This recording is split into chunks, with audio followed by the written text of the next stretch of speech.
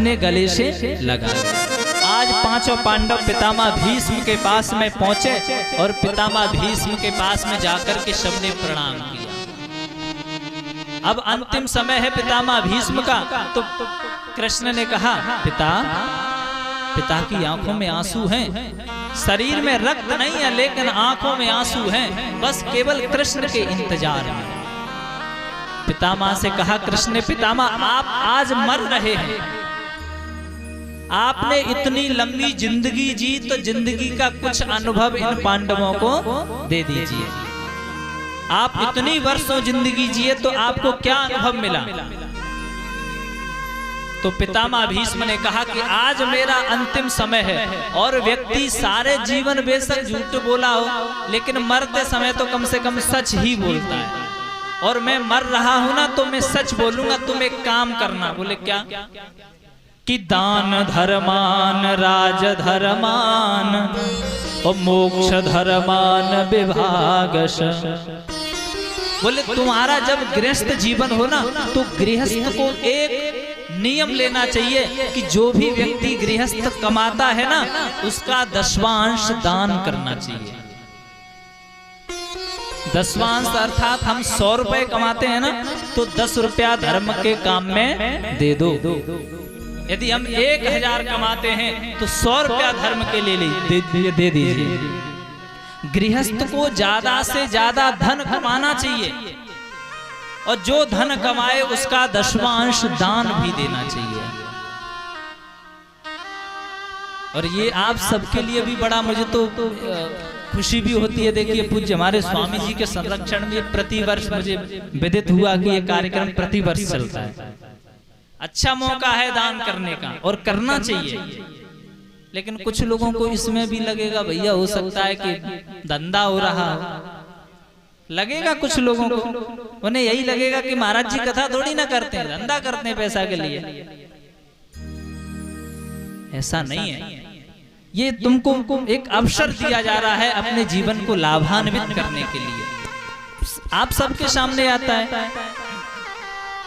तो गृहस्थ को ज्यादा से ज्यादा धन दान कमाना चाहिए, उसका दशवांश दान करना चाहिए। बोले दान धर्मान, और दूसरा का पितामह ने राज धर्मान।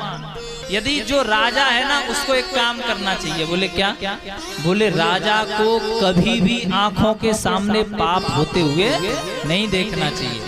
कोई किसी गरीब को सता रहा है जबरदस्त, तो राजा का कर्तव्य है कि उससे जाकर के डटकर मुकाबला करे। तो मुकाबला करने की सामर्थ्य नहीं है तो अपनी आंखें फोड़ करके साइड से निकल जाए।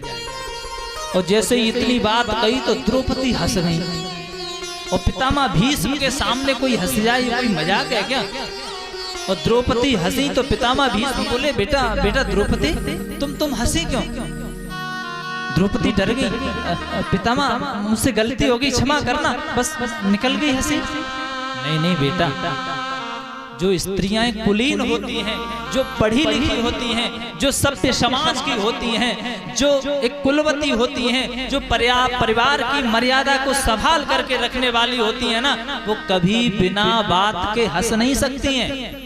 और तुम हंसी हो तो तुम्हारे हंसी के पीछे जरूर कोई कारण होगा।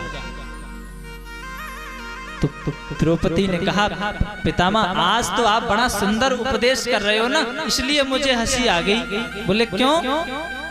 बोले आपको पता है जब मेरा चीर खिंच रहा था ना, जब मेरी साड़ी खिंच रही थी, तो उस सभा में सबसे ज्यादा बलवान कोई था तो केवल आप थे। आपके अंदर इतनी सामर्थ्य थी कि आप एक बार भी कह देते कि हे दुशासन, तेरी हिम्मत कैसे हुई स्त्री का वस्त्र खींचने की?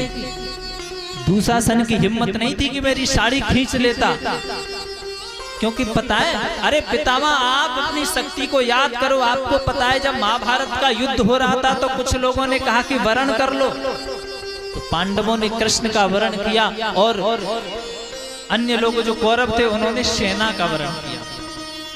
और जब पता चला कि कृष्ण ने प्रतिज्ञा कर ली है कि मैं अर्जुन का सारथी बन जाऊंगा, लेकिन अर्जुन एक बात कह रहा हूं कि मैं पूरे महाभारत के युद्ध में अस्त्र शस्त्र नहीं गहूंगा।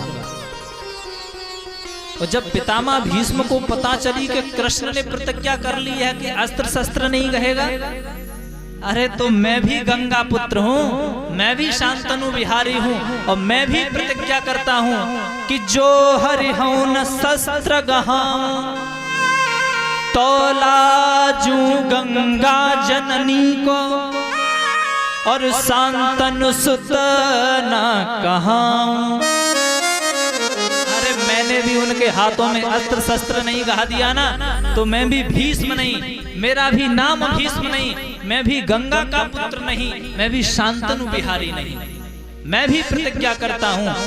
अब भैया जब भगवान ने भी प्रतिज्ञा कर ली कि मैं अस्त्र शस्त्र नहीं कहूंगा, और पितामह भीष्म ने प्रतिज्ञा कर ली कि मैं अस्त्र शस्त्र न गहा दिया तो मेरा भी नाम भीष्म नहीं। युद्ध भूमि में दोनों पहुंचे।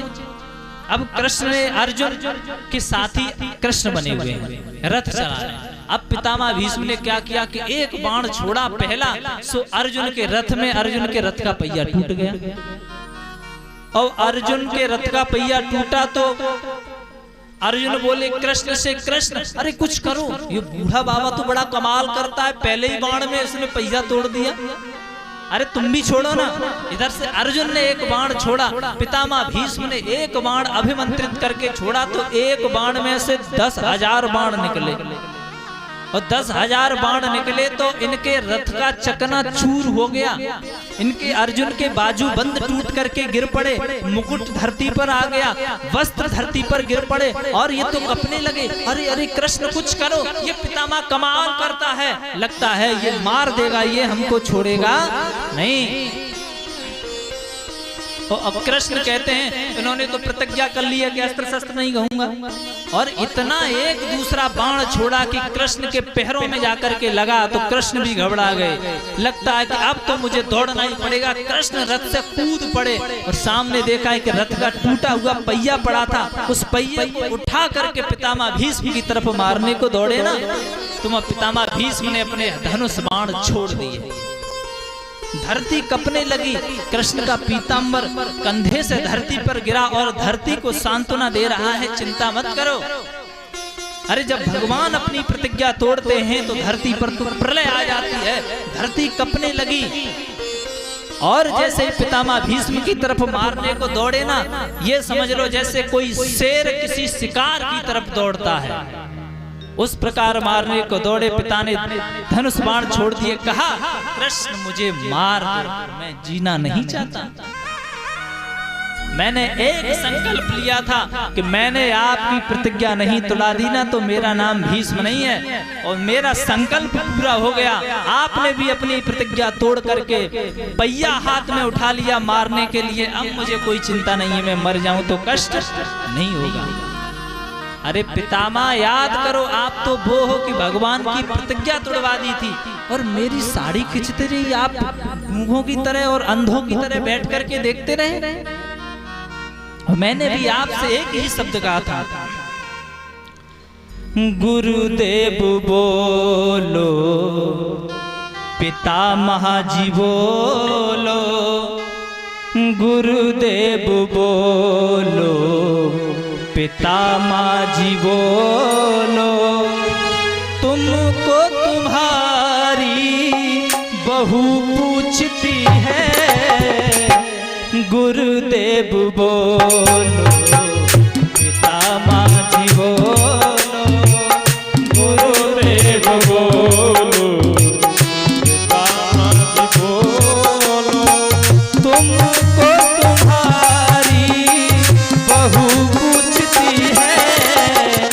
गुरुदेव बोलो, पितामह जी बोलो, गुरुदेव बोलो, पितामह जी बोलो, तुमको तुम्हारी बहू पूछती है, सर से साड़ी जाए, लोक लाज सारी जाए, सर से साड़ी जाए, लोक लाज सारी जाए, तुमसे तुम्हारी बहू पूछती है, सर से सारी जाए,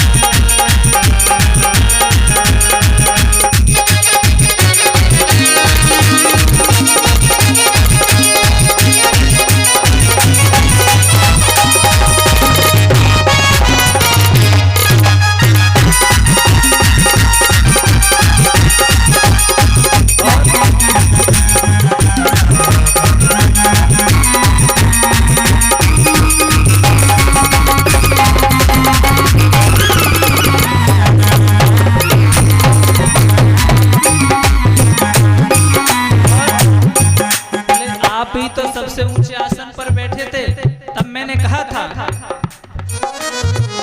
पांचों के पांचों पति ये हमारे, नीचे को बैठे बाबा गर्दन को डाले, नीचे को बैठे बाबा। ये पांचों के पांचों पति ये हमारे, नीचे को बैठे बाबा गर्दन को डाले।